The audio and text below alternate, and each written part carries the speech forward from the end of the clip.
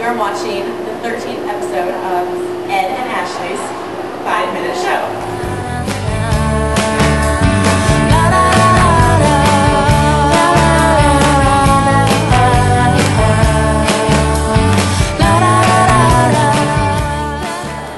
I am here right now with Elaine Weyuker, the recipient of the 2008 Anita Borg Technical Leader Award. And she got the award last night at the awards ceremony, and she is kind enough to take time out of her day to answer some questions. So my first question is, you received the Technical Leader Award, so what areas did you really lead technically that helped you to receive this award? Well, mainly this is an award for scholarship. My area so I've moved through a lot of different fields of computer science, but for the last 15 years or so I've worked in software engineering, particularly software testing, software measurement. What I do now is software fraud prediction, which is very, very exciting stuff. And I'm very involved in the field of software engineering research. And I've chaired a lot of conferences, I've been on a lot of program committees, I've been editor of a bunch of journals, and so I do technical leadership in that sense, and I think this was also supposed to be for outstanding research. But I've also, my other half is co-chairing with the Housing ACAW, so I'm very involved in mentoring of young women and outreach and for women, because it was lonely for me to end up and I don't manage. So in your time in the field, what do you think has been the greatest innovation? Well, this is probably not what the kind of thing, it's not like the gee whiz, oh well, there are, now there are robots, or, now there are, nanotechnology. There is all this wonderful medical technology, and we're learning more and more about the genome, and we're learning more and more about interactions with other fields and with neurobiology. But in terms of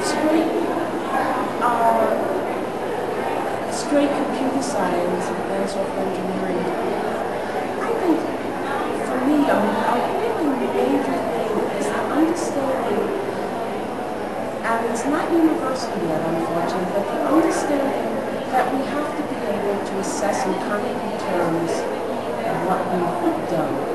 So, if you read a lot of papers and look at them at the 10,000 feet, what they say is, here's a neat idea I've had. I'm really smart. And of course it's manual writing. I'm really smart, I thought it up, therefore it's good. But that's not science. Science involves assessment. And so this whole field of empirical software engineering says that for all of these ideas, you have to have concrete assessments. You have to do empirical studies, you have to do experiments, you have to do case studies, and that's spreading more and more. And I'm pleased that in a lot of areas of computer science now, perhaps there's some kind of either analytic or empirical assessment. And I think that's wonderful. I think both types of things. That's great. Last night at the awards ceremony, you told a wonderful story about you and Anita Borg. And I know I enjoyed it, and everyone I was sitting with enjoyed it. So I was wondering if you could share another memory of her with us. Okay, so as I said, I came to NYU. I was the first and only woman faculty there, and for the 18 years I was there was never more than one other woman faculty. And she was really a mathematician. She was wonderful, but she was really a mathematician and had started in the math department. And because she did numerical analysis, she started kind of was moved into computer science, but really. So I was very isolated, and I came to Prague, and Anita was there as a senior graduate student. She was my age, all the same as this, and we became very good friends. And there was another woman, Valerie Barr, who was a beginning graduate student who started the same year I did, and the three of us became very good friends because we were all very interested in politics. And so we used to go and celebrate our three birthdays. And my birthday is November, Valerie's was December, and Anita's was January. And the three of us would go out and celebrate. And each year, the birthday person got to choose where we went. But we had very limited, so I was a faculty, and when I came to NYU, I was earning, are you ready for this, $14,000 a year. Oh my goodness. Yeah, that was, and I didn't know that the men were earning more than me. And that's another very interesting story. But Anita doesn't figure into that. But so we all had very limited budgets. And so they were all in New York. There were all these wonderful restaurants around Greenwich Village where NYU is that you could go and get a $2 lunch, a good, complete $2 lunch. So we would always go to the Indian restaurant that had a really nice $2 lunch. And they also had a $3 lunch. And so what we did was the birthday person got treated to the $3 lunch. That was our big splurge.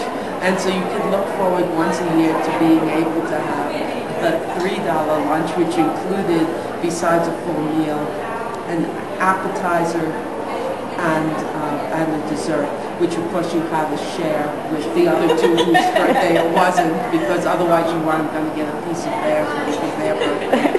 And that's one of my very fond memories, going out with Anita and Valerie and celebrating our birthdays together. Well, Elaine, thank you so much for sharing your insight and your memories with us.